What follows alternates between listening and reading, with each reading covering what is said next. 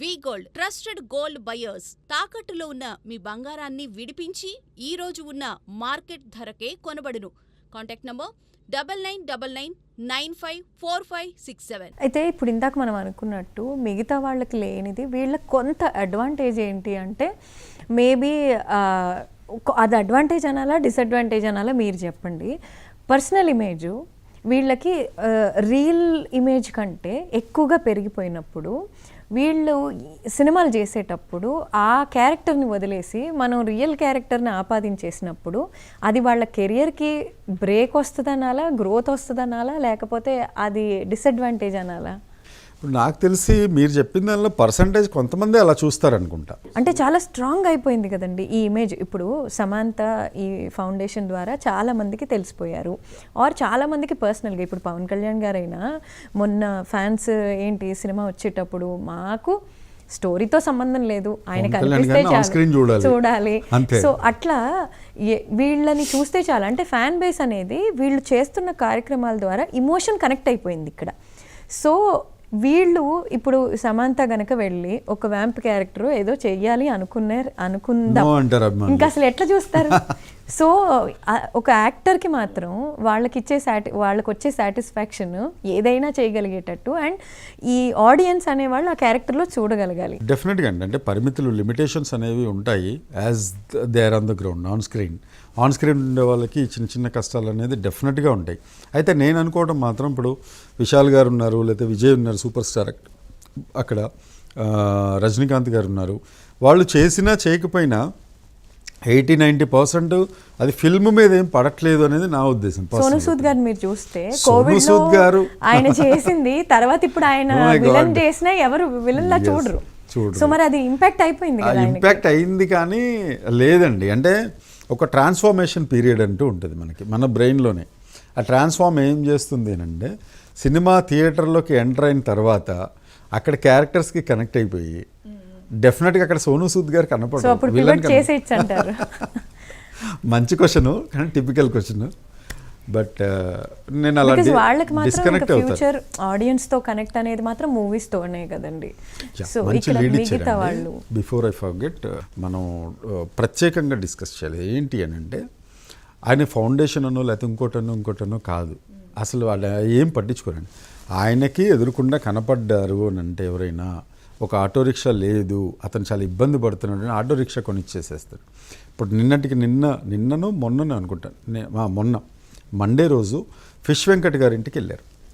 Fish Venkat గారింటికి వెళ్ళి మీకు ఏది వచ్చినా సరే సమస్య వచ్చినా నాకు కాల్ చేయండి అని చెప్పి పర్సనల్గా నెంబర్ ఇచ్చి వాళ్ళకి హెల్ప్ చేసి వెళ్ళిపోయారు. అట్లా మనకు కోవిడ్ టైం నుండి బికమ్ అ రియల్ హీరో. అప్పటి నుంచి కూడా ఈ నెగిటివిటీ కూడా వస్తుందండి ఆయనతోటి. చూడండి నెక్స్ట్ ఎలక్షన్స్ కి చూడండి ఏదో ఉంటుంది స్ట్రాటజీ, అందుకనే ఇట్లా చేస్తారు. అది ఇక్కడ ఒకటండి, నెగిటివిటీ వచ్చేది ఎక్స్ పార్టీ వాళ్ళు చేస్తారు, అపోజిట్ పార్టీ వాళ్ళు చేస్తారు. మళ్ళీ వాళ్ళు కూడా ఎదురు చూస్తారండి ఒకవేళ వస్తానంటే తీసుకెళ్ళటానికి. అయ్యా డెఫినెట్గా అది ఉంటుంది.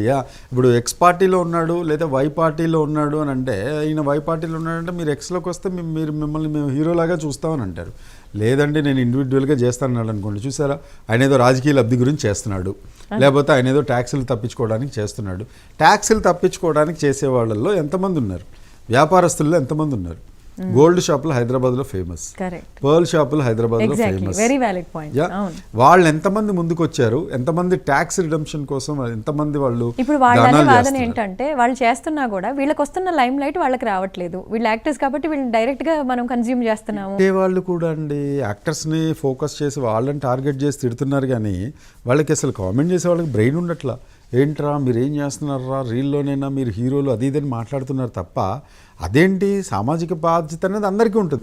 నేను ఒక పాయింట్ చెప్పాను ఒకసారి వీడియో చేసినప్పుడు, ఏం చెప్పానంటే సరే ఆయనకి ₹1,00,00,000 వస్తున్నాడు కాబట్టి నువ్వు ₹1,00,000 ఇమ్మంటున్నావు, నీకు ₹1,00,000 వస్తున్నాయి కదా, నువ్వు ₹1,000 ఇచ్చి మాట్లాడు, నువ్వు ₹1,000 ఇచ్చి మాట్లాడు. ఇప్పుడు ఆయన 1,00,000 ఇచ్చాడో లేదని పక్కన పెట్టు, నువ్వు 1% ఇవ్వాలంటున్నావు, 10 కోట్లు తీసుకున్నాడు నువ్వు 10 లక్షలు ఇవ్వాలంటున్నావు వరద బాధితులకో లేకపోతే ఇంకోదానికో నువ్వు 1,00,000 సంపాదిస్తున్నావు కదా, 1,000-1,500 ఫస్ట్ నువ్వు ఇచ్చావా, నువ్వు డొనేట్ చేసి దీనిలో పెట్టు కదా, అది ఉండదు.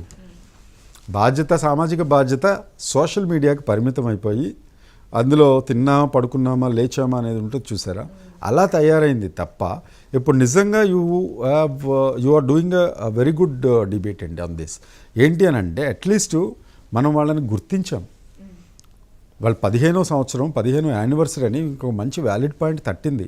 అరే సూర్య గారు ఇలా చేస్తున్నారు, 15 సంవత్సరాలుగా ఆయన ఇంతమందికి ఇది చేశారు, ఇంతమంది డోనర్స్ ఉన్నారు, ఆయన దీన్ని విగ్రస్గా తీసుకెళ్తున్నారు అగ్రం ద్వారా, అండ్ బాలకృష్ణ గారు, చిరంజీవి గారు వీళ్ళందరూ కూడా చేస్తున్నారు అనే పాయింట్ ఎంతమంది గుర్తుకు తెచ్చుకుంటున్నారు? ఈవెన్ లబ్ధిదారులైనా గుర్తు తెచ్చుకుంటున్నారా, లేకపోతే అది అపాత్రదానం అవుతుంది? ఇన్ఫ్యాక్ట్ నేను చూసిన వన్ స్ట్రైట్ యాంగిల్ అయితే ఇదండి, ఆ లబ్ధి పొందిన వాళ్ళు ఎంత పాజిటివిటీ అంటే నేను ఎలా పుట్టాను అన్నది కాదు, నాకు ఎవరు సాయం చేశారు, దేనివల్ల నేను ఇవాళ ఇక్కడ నించున్నాను, నేను ఏం చేయగలుగుతాను. డెఫినెట్లీ తీసుకున్న వాళ్ళకి మల్టిప్లికేషన్ ఎక్కడో అక్కడ అవుతుంది కదండి, అది చూసి వాళ్ళు ఇచ్చే పాజిటివిటీ అలానే కదా ఇంకా మానవత్వం వాళ్ళు స్ప్రెడ్ చేయాలండి. ఇప్పుడు మీరున్నారు, మీరు ఒక స్టార్, మీరు నాకు ఇచ్చారు, నేను చదువుకోవడానికి మీరు హెల్ప్ చేశారనుకుందాం రోజా గారు. నేను చదువుకున్న తర్వాత నాకు ఏదో మంచి జాబ్ వస్తుంది. జాబ్ వచ్చిన తర్వాత అట్లీస్ట్ ఒక్కళ్ళకి నువ్వు రెగ్యులర్గా కాకపోయినా కనీసం ఒక 10,000 ఇచ్చారు. స్టాలిన్ సినిమా ఉంటుంది కదా, దానిలో ఒకళ్ళకి హెల్ప్ చేసావా?